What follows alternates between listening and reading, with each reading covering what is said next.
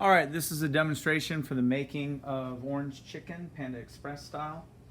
We have two different recipes going on today, one that uses 1 pound of chicken for 2 people and one that uses 1.5 pounds. I'm going to be demonstrating for the 1.5 pounds. If you're doing the 1 pound, the process will stay the same, the ratios just may be a little bit different, so don't let that throw you. All right, I'm going to attack this as if I were working solo at home, meaning I'm going to save the touching the chicken part for at the end. There's going to be work to be done to get that into egg and some flour coating and frying it.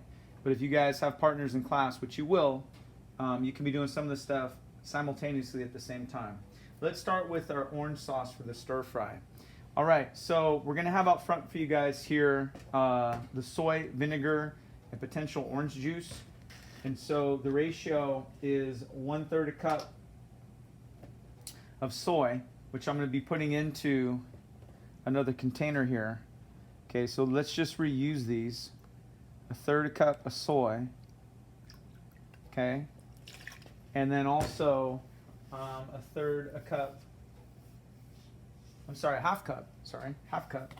cup of vinegar. Just add some sour to it. And then it is also a 1/2 cup of water or orange juice. And I'm looking to use all orange juice. So here's a 4-ounce ladle.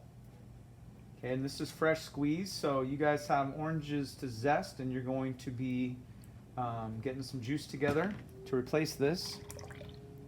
Okay, and then to help sweeten that up, there's also going to be 1/3 cup sugar. Okay, now I'm going to start mixing that up right now to help that sugar dissolve. This is going to be a sauce that goes in towards the end. Okay, but I want that sugar to dissolve. You guys will come up and get your stuff here. And the other thing that goes with that, as the recipe says, is some orange zest. Okay, so I'm going to go ahead and when I get back in the kitchen, bring myself an orange and a zesting tool. All right, so that is it for our sauce. There are some ingredients to get prepped, which include some scallions, okay, to get sliced up. So for this ratio 2, I'm going to need the equivalent of a couple teaspoons of ginger. So this part of the root ought to be more than sufficient. Get myself my spoon for peeling that. I'm going to get some garlic, which is off camera. I'm going to get myself my orange and my zesting tools, okay, and take myself around to the other side of the kitchen. All right, everything that's supposed to be rinsed has been rinsed. Let's go ahead and get ready to prep. We usually do fruits and vegetables on a green board, which you can. Takes up quite a bit of the kitchen space. You're going to get all spread out. Someone's going to be on the inside with one group, someone's going to be the outside doing their prep. So I'd rather stay smaller if you can. All right, so smash your garlic to get the paper off. And go ahead and look to mince that up. Okay, the equivalent of about 2 teaspoons worth. And then same thing for just about that amount of ginger. Okay, so we'll put this on a time lapse to make it happen faster. All right, and a couple little pieces of garlic there on the side.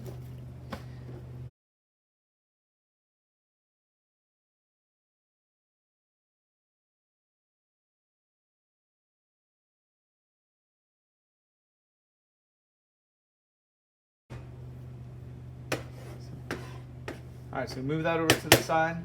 The green onions, you're gonna do the whole thing down, green and white included. This should add up to 1/4 cup, so stop yourself at 2.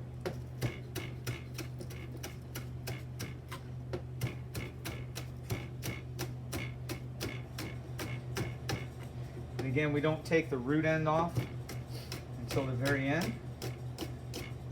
So something to hold on to throw away. Okay, I'll pile that up. Definitely do believe that that's 1/4 cup. That's good. Our ginger. Remember our trick of using the spoon edge to kind of peel this off. This is a bigger root than what I need.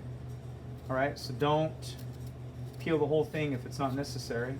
Just unnecessary work. Extra work you shouldn't have to do. Okay, so if I get my bark out of the way, cleaning my table as I go, and then my garbage can, and then I can just eyeball what it is I think I need of my ginger. No bark, and then mince that up.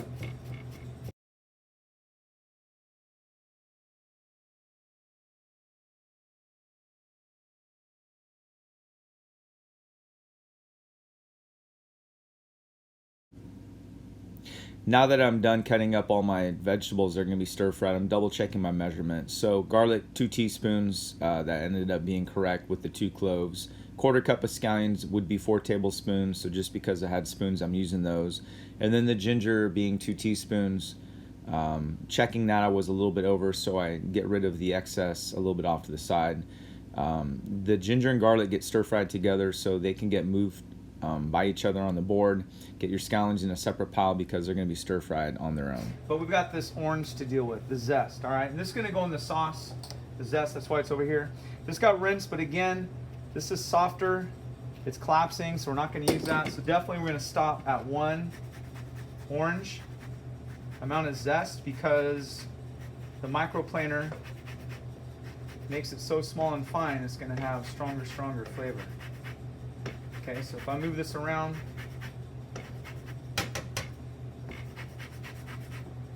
get myself pretty much all the zest off that we can.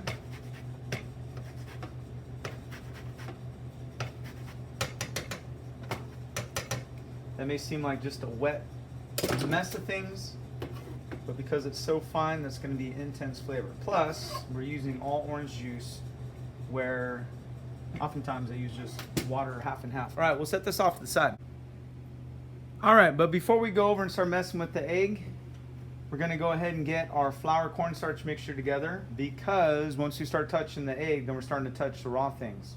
Okay, so someone could be getting this flour mixture together while the other person's getting the egg together, and then the two come together. But working solo, I'm gonna get my stuff done first. All right, we've done this concept before. That round is for raw. I want you guys to remember that. This is where my egg wash is gonna go, which I'm gonna make later. And this is what my flour is gonna go into. Round is raw, okay? Also, because this is gonna get all gummy and yucky, it's easier to clean round curves than square. The square is gonna be safe after it's been fried. All right, so my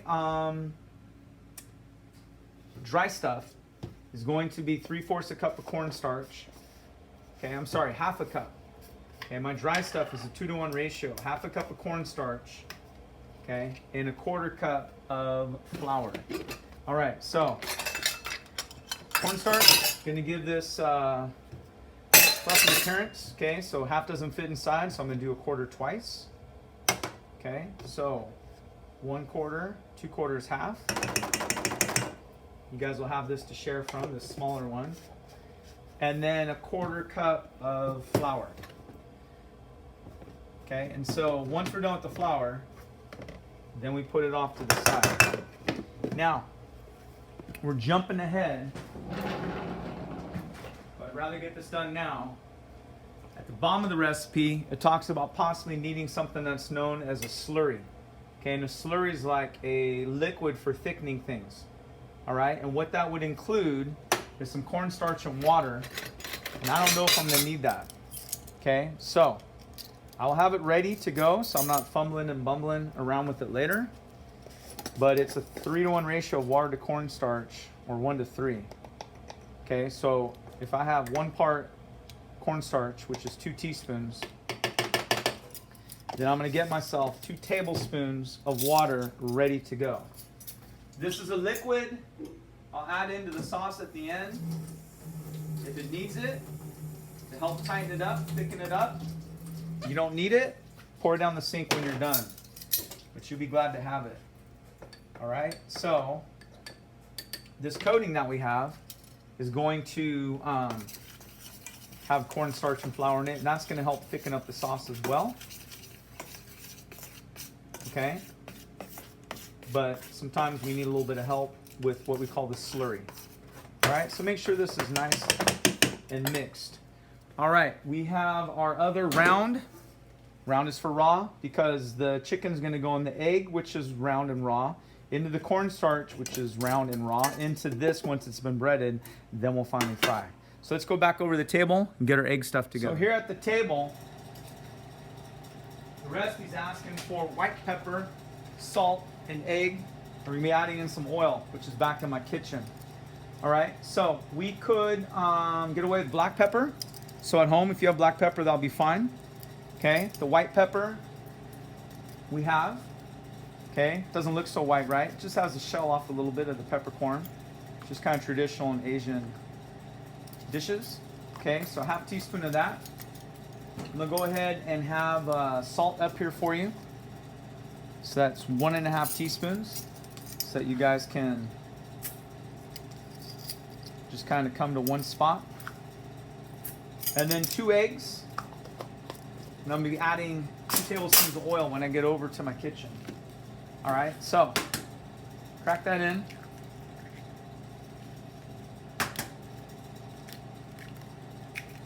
Understand that I gotta whisk that up, be holding a fork. I got raw egg on my hands, so I'm gonna wash my hands, take this back to the kitchen. All right, we're back in the kitchen, about ready to finish up our egg wash. Move things out of the way, like I'm all done with the measuring cups for now. I'm done with the cornstarch because I got my slurry. You guys will have oil here. We got spoons waiting for you. 2 tablespoons of oil. Help that not stick so much. Okay, plastic fork to quickly mix this up. And the process is going to be chicken into the egg, into the flour coating, roll it around, shake it off into the round pan. So we hopefully don't run out of this egg mix because it's kind of a pain to make it in the middle of the process. So if you finish and have some left, don't throw it out. Someone else may need it. All right, this is round. So that's okay. I don't have to necessarily put it in that. Round to round to raw to raw to raw. All right, I will pour it in there because actually I need a place to dump my chicken. All right, we're back. We have our bag of chicken. Okay, let's go ahead and cut that open, get it out. Definitely want to be having gloves on. It's going to be a mess. Okay, it's okay if it goes into this bowl.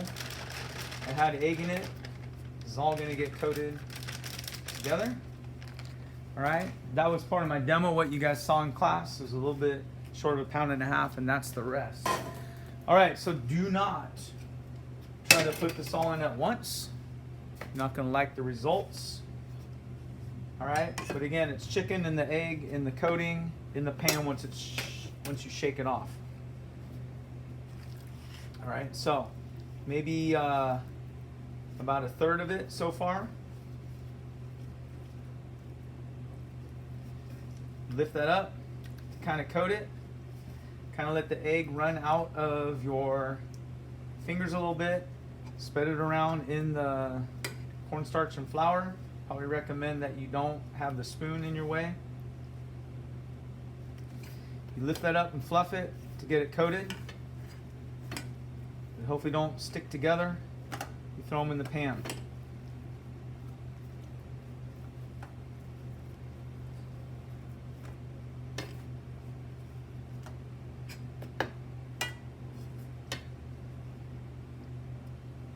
Lift that out. Make sure it drains off. And the difficulty is going to be that egg wash is going to get gummy as the chicken gets in there. Okay, so the flour is going to start to turn that to glue. So here's my second portion. Kind of shaking it off or letting it drip out.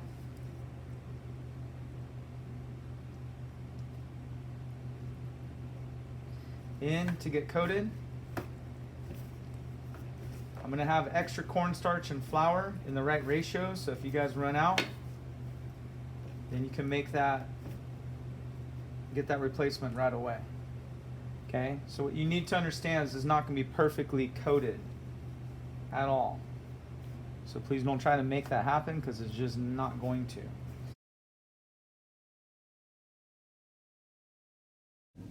When the chicken is done being dredged, it might be kind of stuck together, but it'll work out in the fryer so long as when you put it in the oil, you work with your tongs to break the pieces apart. The most important thing is to complete your thorough cleanup before we go over to the fryer.